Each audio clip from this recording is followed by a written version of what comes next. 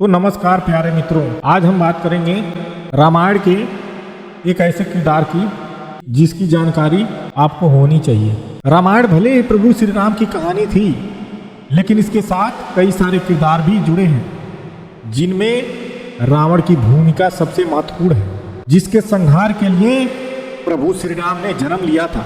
वैसे तो अपने जीवन के शुरुआती दिनों में रावण जैसा प्रकांड विद्वान तीनों लोकों में कोई नहीं था, लेकिन आगे चलकर अधर्म और अहंकार के प्रभाव में देवताओं से भी पूजनीय ब्राह्मण दैत्य में बदल गया। दशहरे के दिन प्रभु श्री राम ने राक्षस रावण का वध किया था। इसी कारण दशहरा का त्योहार बुराइयों पर अच्छाइयों की जीत के रूप में हर साल मनाया जाता है। हम केवल रामायण कथा के अनुसार ही रावण को समझते हैं, लेकिन रामायण के अलावा भी रावण की जीवन से कुछ ऐसे रहस्य जुड़े हैं जिनके बारे में ज़्यादातर लोगों को कुछ भी पता नहीं है। और इसके अलावा रावण लंका का राजा था, जिसने प्रभु श्री राम की पत्नी माता सीता का हरण किया था। रावण त्रिलोक का विजेता था। आकाश, पाताल और पृथ्वी तीनों लोग रावण के प्रभुत्व से वंचित नहीं थे। रावण महर्षि विश्रवा का पुत्र और इसी कुल सत्य का वंशज था। महर्षि विश्रवा ने ही रावण को वेद, वेदांत और उपनिषद का पाठ पढ़ाया था। ब्राह्मण कुल में पैदा होकर रावण बहुत बड़ा विद्वान बना। उसके जैसा विद्वान ब्राह्मण तीनों लोकों में कोई नहीं था, लेकिन अधर्म और मद के प्रभाव ने उसे असुर बना दिया। जैन शास्त्र के मुताबिक रावण अपने गले में नवरत्नों की माला पहनता था। नवरत्नों की इस माला में 9 बड़ी बड़ी गोलाकार मणियां जड़ी हुई थी, जो बेहद चमकदार थी। कुछ लोगों का मानना है कि नवरत्न माला की मणियों में रावण के 9 अलग अलग सिर दिखाई देते थे, जबकि रावण का वास्तविक सिर केवल एक ही था। यही कारण है कि रावण को देखने पर 10 सिरों का भ्रम पैदा हो जाता था, जिसके कारण उसे दशानन कहा जाने लगा। हालांकि कुछ विद्वानों का यह भी मानना है कि रावण मायावी शक्तियों का राजा था। उसे ऐसी ऐसी मायाएं आती थी जो देवताओं को भी भ्रमित कर देता था। इन्हीं मायाओं के बल पर रावण अपने 10 सिरों का भ्रम पैदा करता था और खुद को दशानन और 10 शीश कहलवाया करता था। जबकि कुछ विद्वान यह मानते हैं कि रावण को 4 वेदों और 6 दर्शनों का अद्भुत कंठस्थ ज्ञान था। इसी कारण उसे 10 कंठी कहकर संबोधित किया जाता था। इसीलिए कहा जाता है कि 10 कंठी नाम के तर्ज पर ही लोग रावण को दशानन कहकर पुकारने लगे। हालांकि श्री रामचरितमानस में साफ साफ लिखा है कि रावण के 10 सिर थे, उसे दशानन कहा जाता था। श्री रामचरितमानस में यह भी बताया गया है कि अश्विन मास के कृष्ण पक्ष की अमावस्या की तिथि को रावण प्रभु श्री राम से युद्ध करने के लिए युद्ध स्थल में गया था, लेकिन इसके बाद अगले 10 दिन तक प्रभु श्री राम ने अपने बाणों से एक एक करके रावण के 10 सिर धड़ से अलग कर दिए थे। इसी 10वें दिन शुक्ल पक्ष की 10वीं के अवसर पर भगवान राम ने रावण का वध कर दिया था। इस तिथि को कालांतर में विजयादशमी का नाम दिया गया है। इस दिन रावण के पुतले का दहन होता है। रावण के जन्म से जुड़ी पौराणिक कहानियां।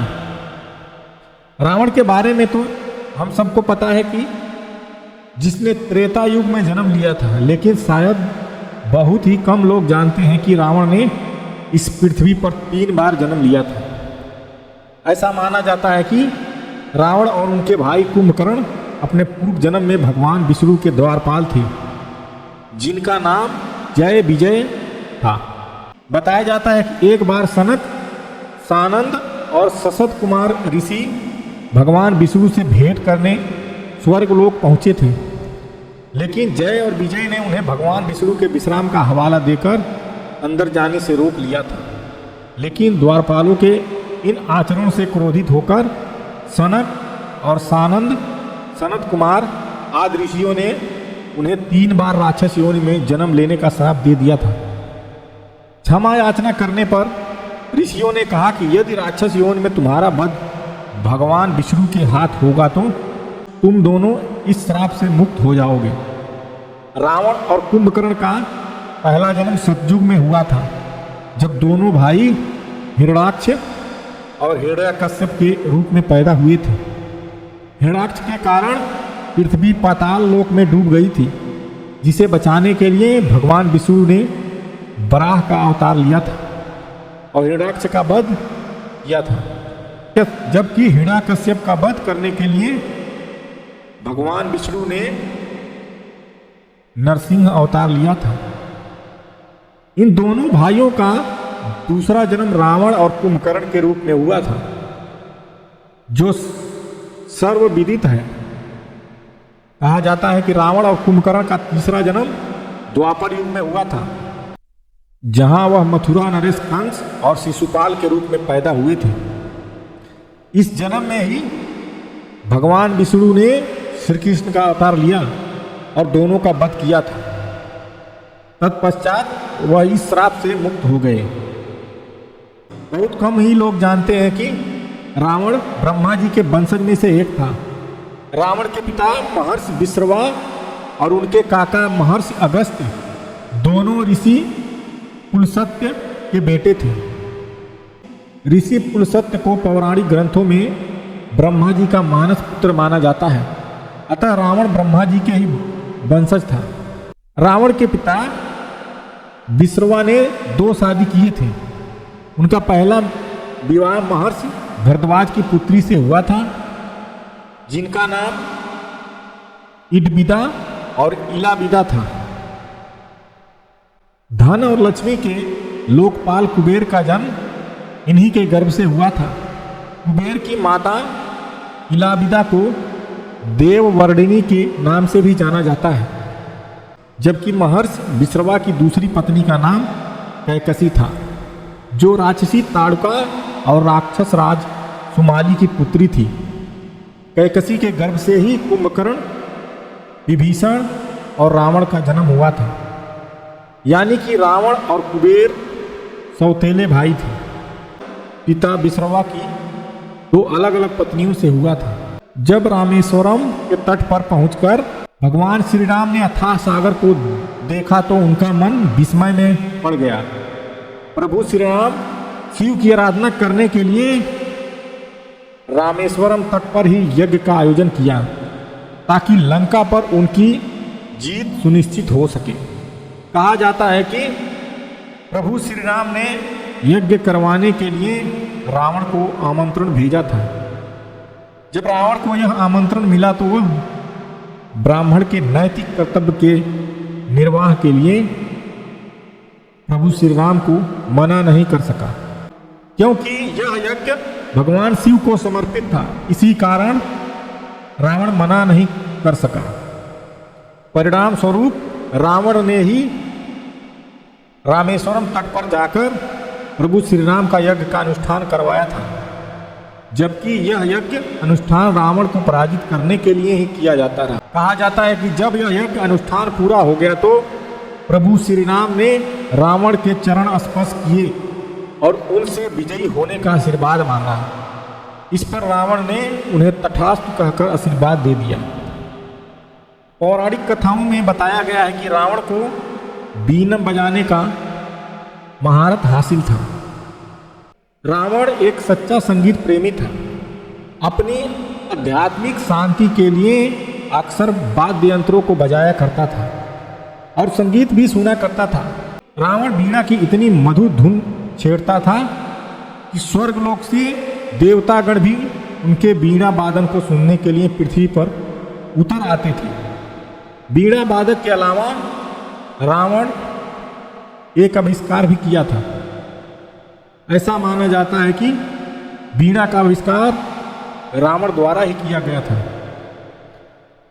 आसुरी शक्ति के प्रभाव में रावण अपने मद और अहंकार में चूर था। तीनों लोकों में उसकी आसुरी शक्तियों का प्रभुत्व था। देवतागण भी रावण से हमेशा भयभीत रहते थे। एक बार रावण ने यमलोक पर चढ़ाई कर दिया था और रावण तथा यमदेव के बीच घोर संग्राम हुआ। इस संग्राम के दौरान क्रोधित होकर यमदेव ने रावण के वध के लिए कालदंड हाथ में उठा लिए थे, लेकिन उसी समय ब्रह्मा जी वहां प्रकट हो गए और उन्होंने यमराज को अपना वरदान के बारे में बताया था। ब्रह्मा जी की आज्ञा मानकर यमराज जी ने अपना कालदंड वापस ले लिया और रावण अपने आप को काल विजयी मानने लगा। वाल्मीकि रामायण, रामचरितमानस और राधेश्याम रामायण के अनुसार एक बार शनिदेव रावण के पास यह बताने आए थे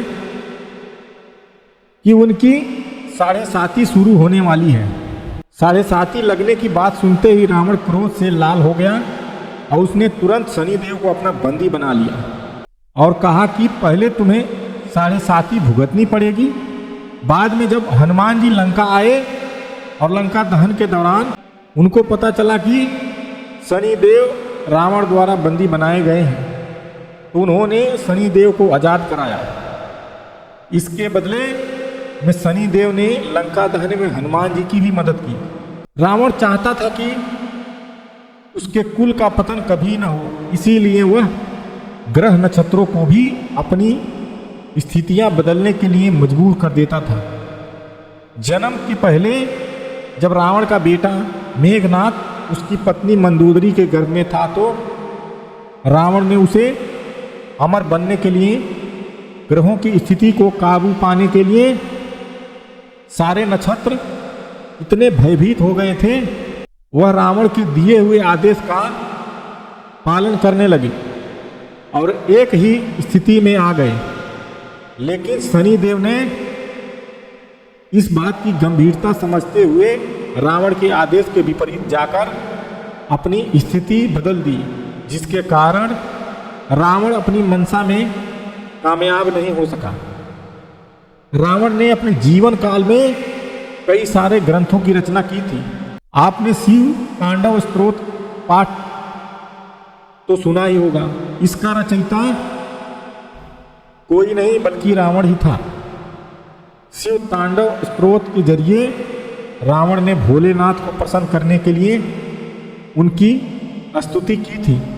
इसके अलावा रावण ने अरुण संहिता की भी रचना की थी, जिसे लाल किताब के नाम से जाना जाता है। इस किताब में मुख्य रूप से जन्म कुंडली और हस्तरेखा के बारे में जानकारी दी गई है। आपको जानकर हैरानी होगी कि रावण ने ही रावण संहिता की भी रचना की थी, जिसे ज्योतिष विज्ञान उससे जुड़ी हुई जानकारियों का भंडार माना जाता है। तो ये रहा रावण की कुछ बातें। मैं आशा करता हूँ कि आपको ये जानकारी अच्छी लगी होगी। अगर आप हमारे चैनल पर पहली बार आए हैं तो प्लीज़ चैनल सब्सक्राइब कर दीजिए और बेल आइकन दबा दीजिए, ताकि जब भी हम वीडियो अपलोड करें तो आपके पास नोटिफिकेशन पहुंच जाए। नमस्कार प्यारे मित्रों, धन्यवाद।